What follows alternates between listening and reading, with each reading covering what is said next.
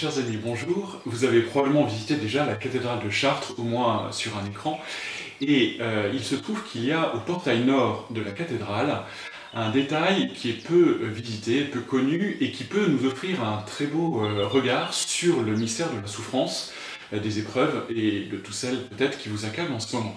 Il s'agit du portail nord de la cathédrale, donc quand vous êtes face à ce magnifique édifice gothique d'Eure-et-Loir, sur votre gauche, et le portail nord a été sculpté, surtout sur le détail que nous allons voir, en 1211.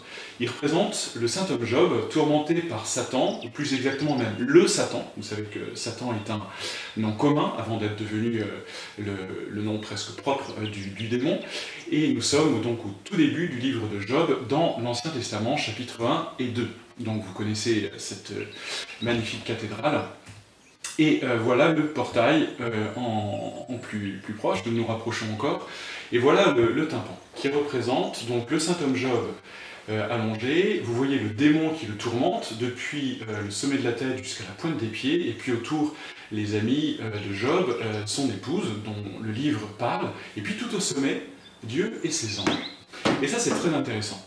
Donc rapidement, un petit rappel de ce passage de l'Ancien Testament, qui est la grande méditation biblique vétérotestamentaire sur le mystère du mal, de la souffrance, de la maladie. Et donc, dans une époque de pandémie, un texte à relire et à méditer.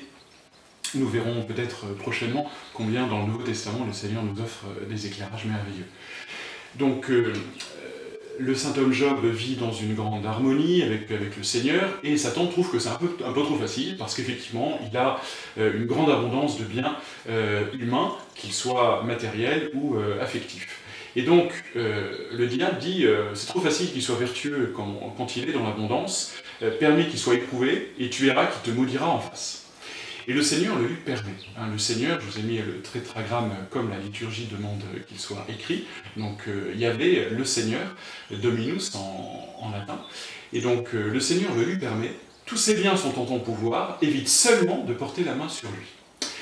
Et donc, un petit peu plus loin, Satan, agacé de voir que le privé des biens matériels ne suffit pas, demande à éprouver même son corps, donc à éprouver sa santé, et il réplique donc, tout ce que l'homme possède, il l'abandonne pour sauver sa vie. On le voit bien dans la pandémie, on suspend complètement les activités économiques pour protéger les corps, et avec des conséquences peut-être économiques partiellement irréparables après, mais en tout cas on sauve des vies, et on sent bien que c'est évidemment plus précieux. Mais étends la main, touche à ses os et à sa chair, je te jure qu'il te maudira en face, soit, dit le Seigneur, au Satan, donc à l'adversaire au sens propre, donc encore une fois c'est le sens de Shatan en hébreu, dispose de lui mais respecte pourtant sa vie. Donc tu vas l'accabler de la maladie, du coronavirus par exemple, mais ne le tue pas. Et le Satan, donc l'adversaire, sortit de l'audience du Seigneur. Comment va réagir Job à cette multiplication des épreuves dans sa vie ? Eh bien, on le voit dans un premier temps se lever, déchirer ses vêtements, se raser la tête, bref, voir que dans cette calamité, il y a une épreuve divine qui est peut-être précieuse pour la purification de son âme, pour le pardon de ses péchés, et se prosternant sur le sol, je vous lis Job 1, 20, 22, il a cette très belle phrase, « Nu, je suis sorti du sein maternel, nu, j'y retournerai. Yahvé a donné, le Seigneur a donné, le Seigneur a repris, que le nom du Seigneur soit béni. » Et le Saint-Esprit, par la bouche de l'auteur de ce livre biblique, dit « En toute cette infortune, Job ne pécha point, et il n'adressa pas à Dieu de sots reproches. » Et un petit peu plus loin, lorsque c'est vraiment son corps qui est blessé par un ulcère malin depuis la plante des pieds jusqu'au sommet de la tête. Et vous comprenez pourquoi le sculpteur de 1211 à la cathédrale de Chartres, du coup, représente le démon depuis la tête jusqu'aux pieds. Se retrouve donc accablé d'une maladie peut-être plus grave encore que celle qui blesse des millions de personnes dans le monde entier en ce moment. Et on le voit prenant un tesson pour se gratter et s'installant parmi les cendres, donc un symbole de dénuement absolu. Et sa femme, qui pourrait le soutenir, l'encourager, etc., le trouve stupide, qui reste fidèle au Seigneur. Pourquoi persévérer dans ton intégrité? Maudis donc Dieu et meurs. Et voilà comment son mari, le saint homme Job, lui répond « Tu parles comme une folle.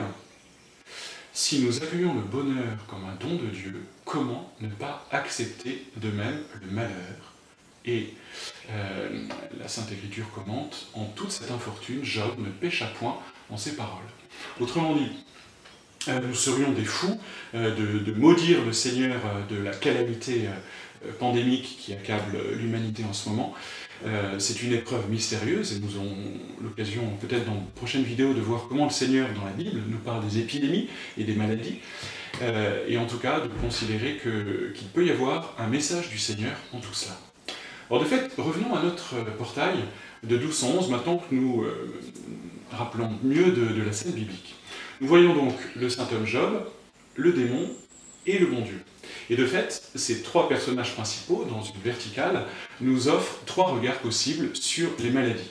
Premier regard, regardez simplement le saint homme allongé sur son lit comme un malade dans un lit d'hôpital ou chez lui actuellement. Ce serait un regard sanitaire, médical, compassionnel pour tous les souffrants, et c'est évidemment le premier regard que nous avons dans l'urgence qu'il y a de sauver des vies et de soigner des personnes qui souffrent.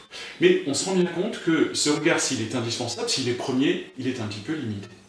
Donc il y a un deuxième regard, c'est de monter un tout petit peu et de voir le diable seul. Au sens large, ce serait comme un regard philosophique. Autrement dit, on va chercher des causes. Qui est responsable de cette pandémie ? Est-ce que c'est un virologue maladroit du laboratoire PK de Wuhan? Est-ce que c'est un milliardaire américain qui veut en profiter pour pucer tout le monde par l'objet des vaccins? Est-ce que c'est tel homme politique qui va essayer de récupérer cette situation inédite pour offrir un traçage et une manipulation des populations dans un néo-totalitarisme 2.0 terrifiant? Est-ce que c'est le diable qui agit dans toute cette pandémie? Vous vous rendez bien compte qu'il y a un faisceau de causes et qui s'entremêlent complètement et qu'actuellement on n'a pas encore tous les éléments pour répondre clairement.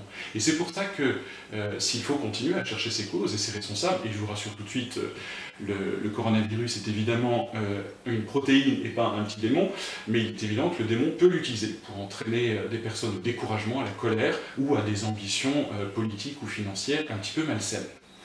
Et donc ce qui est intéressant, et ce qui est très peu développé aujourd'hui, regardez dans vos écrans, regardez à la télévision, regardez à la radio, sur internet, dans les différents blogs et les vidéos que vous recevez, c'est de monter à un niveau qui est peu abordé, un regard vraiment théologique. Regardez le Seigneur, ses saints et ses anges qui dominent la scène. Comment le Seigneur voit nos maladies? Comment il voit cette épreuve? Comment il voit la fermeture des églises? Comment il voit la souffrance? L'accablement des personnes qui sont confinées dans des petits espaces ou des personnes qui sont en vraie souffrance sur leur lit d'hôpitaux? Est-ce qu'il nous laisse tomber, comme une espèce d'horloger voltairien, nous regardant du haut de son petit nuage et se désintéressant complètement de nos soucis?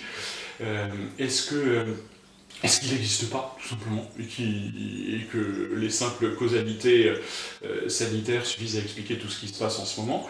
Est-ce qu'au contraire, il a un dessein providentiel dans toute cette affaire, dans toutes ces épreuves physiques et morales? Et il est clair que pour le sculpteur de 1211 à la cathédrale de Chartres, il domine la scène, il veut nous dire quelque chose, et c'est ce que nous verrons dans une prochaine vidéo. Merci.